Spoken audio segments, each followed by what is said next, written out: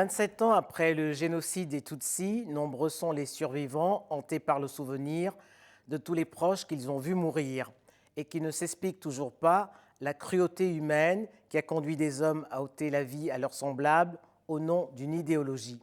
Dadi de Maximo Michira Mitali, bonjour. Bonjour. En avril 1994, au moment du génocide, vous aviez 12 ans, vous avez été violé et vous avez vu mourir une centaine de personnes de votre famille. Les seuls survivants étaient votre mère, votre frère, votre sœur et vous-même. 27 ans plus tard, vous tentez de vous reconstruire au Danemark, où vous êtes installé depuis 10 ans. Qu'avez-vous pensé des deux rapports récemment publiés par la France et le Rwanda sur ce drame? Euh, c'est euh, c'est une bonne nouvelle que les relations entre la France et le Rwanda, il y a une amélioration entre les deux pays. Mais étant rescapé du génocide, je pense qu'il y a beaucoup de choses à faire et c'est pas à moi de les dire à l'État français, mais on attend beaucoup mieux, si je peux le dire ainsi. Pour vous, avril 1994 est l'acte final d'une pièce écrite depuis longtemps. Les précédents massacres ont été des répétitions et malgré les explications que vous donne votre mère, vous ne parvenez pas à vous expliquer l'ampleur de la cruauté survenue en avril 1994. Euh, Au Rwanda, on a une tradition, et je pense que c'est partout en Afrique. Quand il y a une personne qui est décédée, on a tendance à dire que c'est Dieu qui l'a appelé. Mais au Rwanda, ce qui s'est passé en 1994, je pense que c'est pas Dieu qui les a appelés, parce que Dieu ne pouvait pas appeler les gens étant décapités, coupés à la machette, brûlés, violés, mutilés, enchaînés et ligotés. Ce qui s'est passé au Rwanda, c'est pas Dieu qui a appelé les gens, donc les Tutsis ont été massacrés. Euh, c'est pourquoi même après les explications que ma mère m'a fournies, j'arrive pas à comprendre, mais je les vis à mes propres yeux. Euh, Ce qui se passait au Rwanda, il n'y a pas les mots en fait pour expliquer les actes atroces que les Tutsis ont endurés pendant le génocide. Vous, le croyant, parlez d'une fatalité et vous vous demandez quelles fautes les Tutsis ont commises pour mériter ce sort. 27 ans plus tard, quel est le sentiment qui vous habite?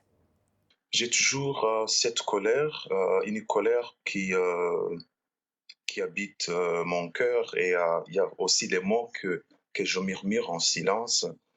Euh, Ce qui s'est passé au Rwanda, c'est une défaite humaine et État chrétien. J'arrive pas à comprendre comment on peut arriver à assassiner les gens, à massacrer les gens. Donc il y avait les Hutus génocidaires étaient animés par un esprit même pas diabolique. Je trouve pas les mots.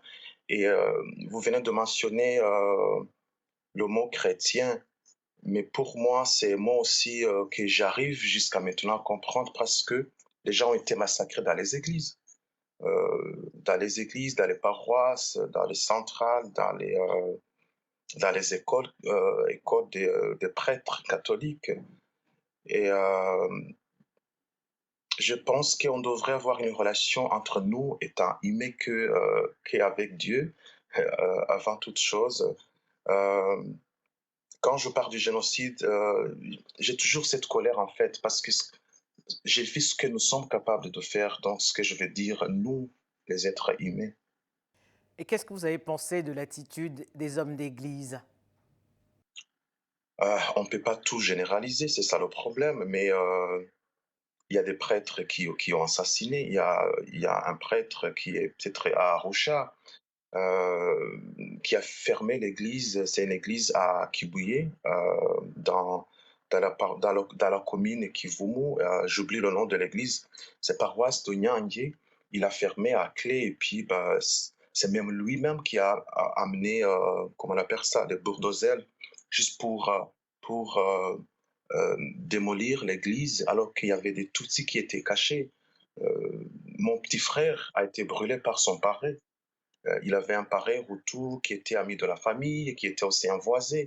Euh, Quand les Hutus nous tiraient d'ici, il a eu peur et puis il a décidé de fuir. Je me rappelle qu'il a dit à notre maman, je pars si peut-être si je vais survivre, on se rêvera. Il est parti pour rejoindre son parrain, un parrain catholique, mais c'est lui qui l'a brûlé vif. Il avait entre 8 ans et 9 ans.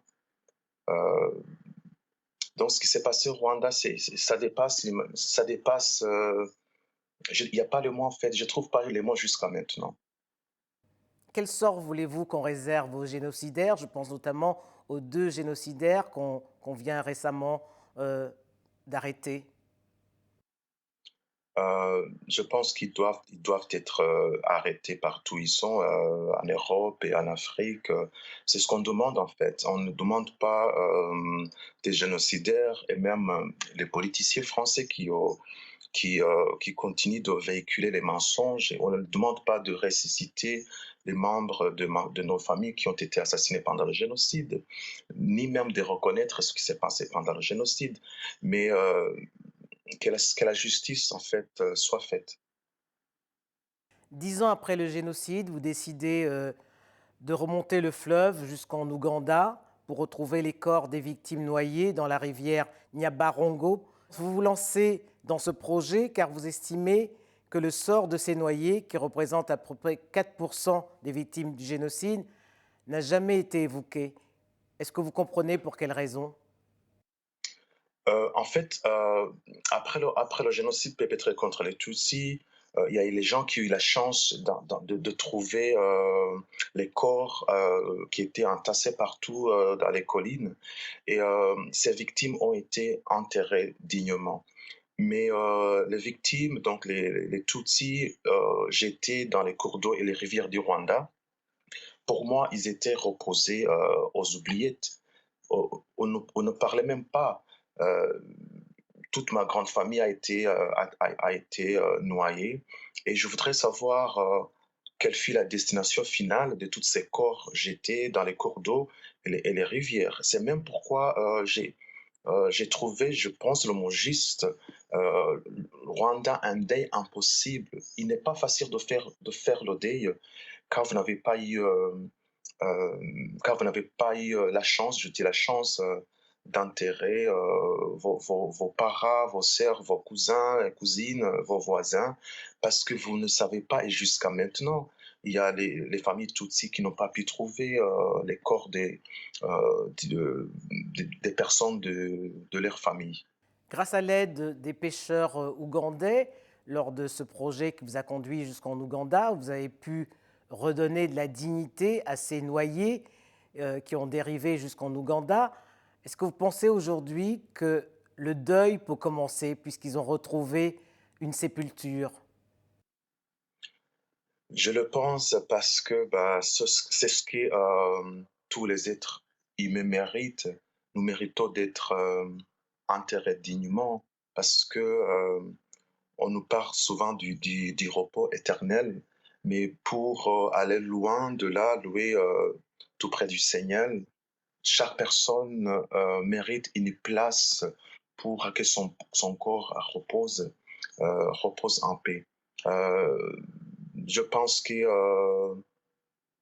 je profite de cette occasion pour remercier les pêcheurs ougandais qui ont repêché les corps. S'ils n'avaient pas fait ça jusqu'à maintenant, on pouvait vivre avec ce fardeau qui nous empêche de dormir. Je pense que les Tutsis j'étais dans les cours d'eau et les rivières du Rwanda euh, ont trouvé juste une place pour qu'ils se reposent en paix. Alors, dans votre livre, Dadi de Maximo Mushira Mitali, vous citez cette phrase de votre maman qui a été rescapée 2 fois, puisqu'elle dit: la rivière n'a pas voulu de moi. En fait, pendant le génocide perpétré contre les Tutsis, et même avant, euh, les gens aient été assassinés moralement avant d'être assassinés physiquement. Parce qu'il y a les tortures, comme je l'ai écrit dans mon livre, des femmes, des maîtresses étaient déshabillées. Ils passaient 24 heures en train de circuler à gauche, à droite, avec les milices derrière eux qui criaient, qui chantaient, qui dansaient. Donc, pendant le génocide, il y avait une façon de tuer les gens moralement, jusqu'à ce que vous arrivez à un point où vous vous détestez vous-même et vous voulez mourir. Je pense que cette phrase peut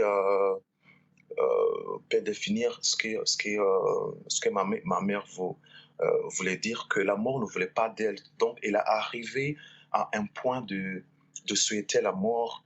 Je ne sais pas si vous le savez, il y a même les Tutsis qui ont acheté les balles au lieu d'être assassinés comment dirais-je, par les machettes, découpés à la machette. Ils ont préféré on a acheté les balles pour être mourir. Je ne sais même pas si je peux dire mourir dignement ou bien pour être mourir sans être torturé, sans être même humilié devant un public joyeux. Je pense que c'est cette phrase que même Mamel voulait dire. C'est la signification, en fait, quand on dit la mort ne voulait pas de moi, c'est que je voulais bien mourir. Je vais mourir avant d'être brûlé vif, comme mon petit frère a été assassiné. Il y a un mot, Dadi de Maximo Muchira Mitali, que vous ne voulez plus prononcer parce que vous le trouvez insupportable. C'est le mot raccourci. Ah oui. Expliquez-nous pourquoi. Euh, dans mon livre, le mot raccourci a comment dirais-je, une multiple dimension. Raccourci peut dire cette volonté de faire le mal. Raccourci que aussi ces viols, des blessures infligées aussi, cette mort atroce, même aussi le chemin le plus rapide vers les derniers moments de la mort. C'est un mot, mais qui, pour moi, qui a beaucoup de significations. Aussi, je peux le dire, les Tutsis étaient élancés.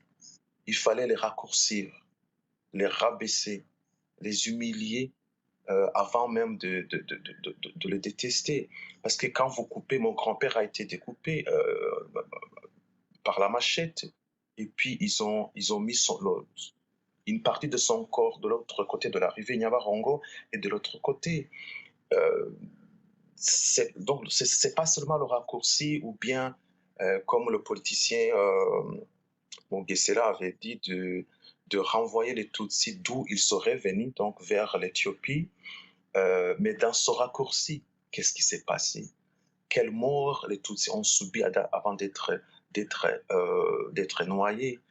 Quand vous utilisez le mot raccourci, les Rwandais ont tendance à penser à la rivière Nyabarongo et d'autres rivières. Et dans ce raccourci, il y a tant de choses qui s'est passé. C'est pourquoi donc, quand quelqu'un mentionne le mot raccourci, euh, j'ai peur que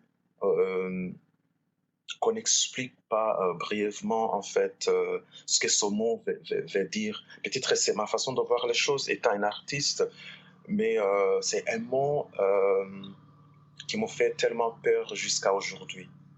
Merci Dadi de Maximo Muchira Mitali. À vous autant, merci madame.